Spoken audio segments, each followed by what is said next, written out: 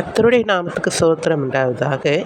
இயேசு எரிகோவில் பிரவேசித்து அதன் வழியாக நடந்து போகையில் ஆயக்காரருக்கு தலைவனும் ஐசுவானுமாய் இருந்த சகவி எண்ணப்பட்ட ஒரு மனுஷன் இயேசு எப்படிப்பட்டவரோ என்று அவரை பார்க்க வகை தேடினான்.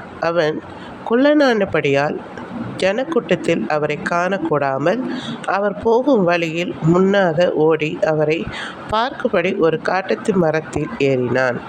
இயேசு அந்த இடத்தில் வந்தபோது அண்ணாந்து பார்த்து அவனை கண்டு, சகேயுவே, நீ சீக்கிரமாய் இறங்கி வா, இன்றைக்கு நான் உன் வீட்டிலே தங்க வேண்டும் என்றார். அவன் சீக்கிரமாய் இறங்கி சந்தோஷத்தோடு அவரை அழைத்து கொண்டு போனான். அதை கண்ட யாவரும், இவர் பாவியான மனுஷனிடத்தில் தங்கும்படி போனார் என்று முறுமுறுத்தார்கள். சகேயு நின்று கர்த்தரை நோக்கி, ஆண்டவரே, என் ஆஸ்திகளில் பாதியை ஏழைகளுக்கு கொடுக்கிறேன். நான் ஒருவனிடத்தில் எதையாகிலும் அநியாயமாய் வாங்கினதுண்டானால் நாளத்தனியாய் திரும்ப செலுத்துகிறேன் என்றான். இயேசு அவனை நோக்கி, இன்றைக்கு இந்த வீட்டுக்கு இரட்சிப்பு வந்தது. இவனும் ஆபிரகாமுக்கு குமாரனாய் இருக்கிறானே. இழந்து போனதை தேடவும் இரட்சிக்கவுமே மனுஷகுமாரன் வந்திருக்கிறார் என்றார்.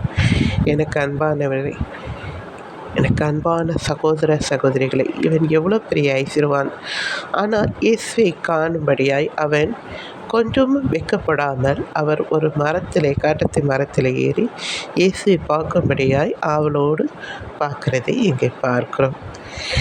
எத்தனையோ ஐஸ்வர்யவான்கள் பரலோக ராஜ்யத்துக்கு பிரவேசிக்க முடியாத நேரத்தில் இந்த ஆயக்காரன தலைவனுமாகிய ஐஸ்வர்யவானுமாய் இருந்த இந்த சகேயு எண்ணப்பட்டவன் ஆண்டவரை ஆவலோடு தேடுகிறான். இவன் மட்டும் இல்லை, எத்தனையோ ஐஸ்வர்யவான்கள் ஆண்டவருக்கு காணிக்கை கொடுத்து உதவினார்கள் என்று வேதத்திலே நாம் வாசிக்கிறோம். நிறைய ஐஸ்வர்யவான்கள் உண்மையாய் இருந்திருக்கிறார்கள், தெரிந்திருக்கிறார்கள். சிலவங்க ஏழையாக இருந்து பணக்காராக ஆகுவது உண்டு. அவங்களுக்கு அந்த கஷ்டம் எல்லாம் தெரியும். அதனால் அவங்க அதில் பழசை மறக்காமல் உண்மையாக இருக்கிறதும் உண்டு. சிலர் பழசை மறந்து புது பணக்காரர்கள் போல நடந்து கொள்வதும் உண்டு. நான் அவர்களை பற்றி பேசவில்லை. இங்கே சகேயுவுக்கு இரட்சிப்பு வந்ததை நாம் பார்க்கிறோம். இரட்சிப்பு என்றால் பாவ மன்னிப்பு அல்லது பாவத்திலிருந்து விடுதலை. எல்லாம் ஆண்டவரோடு நெருங்கி ஜீவிப்பது பாவ மன்னிப்பு அவசியம், தேவை. பாவத்திலிருந்து நம்மை இரட்சிக்கவே, விடுதலை கொடுக்கவே இயேசு இந்த உலகத்துக்கு வந்தார் என்பதை அறிந்து கொள்ளுங்கள். நீங்கள் ஆண்டவராக இயேசுவை ஏற்றுக்கொள்ள விரும்பினால் கீழ்கண்ட சகேயுக்காக நாம் பார்த்தோம் அல்லவா, கீழ்கண்ட இந்த ஜெபத்தை உங்களுக்காக நான் ஜெபிக்கிறேன். நீங்கள் என்னோடு சேர்ந்து ஜெபிங்க, சரிங்களா? அந்த தீர்மானத்தை எடுங்கள்.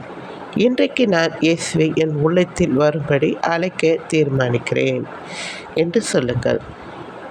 இன்றையிலிருந்து நான் தவறான வாழ்க்கை வாழ மாட்டேன் என தீர்மானிக்கிறேன் என்று தீர்மானியுங்கள். இப்போ நாம் ஜெபிக்கலாம். அன்புள்ள ஆண்டவரே, நான் ஒரு பாவி என்பதை உணர்கிறேன்.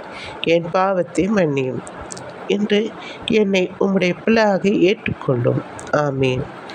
இயேசு மூலம் ஜெபம் கேளும் பிதாவை என்று சொல்லி விடுங்கள். நன்றி. நீங்கள் எத்தனையோ பேர் இந்த காலகட்டத்தில் நிறைய ஐஸ்வர்யவான்கள் இருக்கிறீர்கள். ஊழியக்காரர்களுக்கு, தேவ பிள்ளைகளுக்கு, ஏழை எளியவர்களுக்கு, நிறைய இந்த முதியோர் இல்லத்துக்கு, அனாதை இல்லத்துக்கு, ஊனமுற்றோர் இடத்துக்கெல்லாம் போய் நீங்கள் உதவி செய்யலாம், சரிங்களா? காசை அநியாயமாய் நீங்கள் யாருக்கிட்டையாவது வட்டி வாங்கியிருந்தால் நாளத்தனியாய் திருப்பி கொடுங்கள். ஏழைகளுக்கு இந்த ஐஸ்வர்யவானை போல நீங்கள் செய்யுங்கள், சரிங்களா? தேங்க்யூ.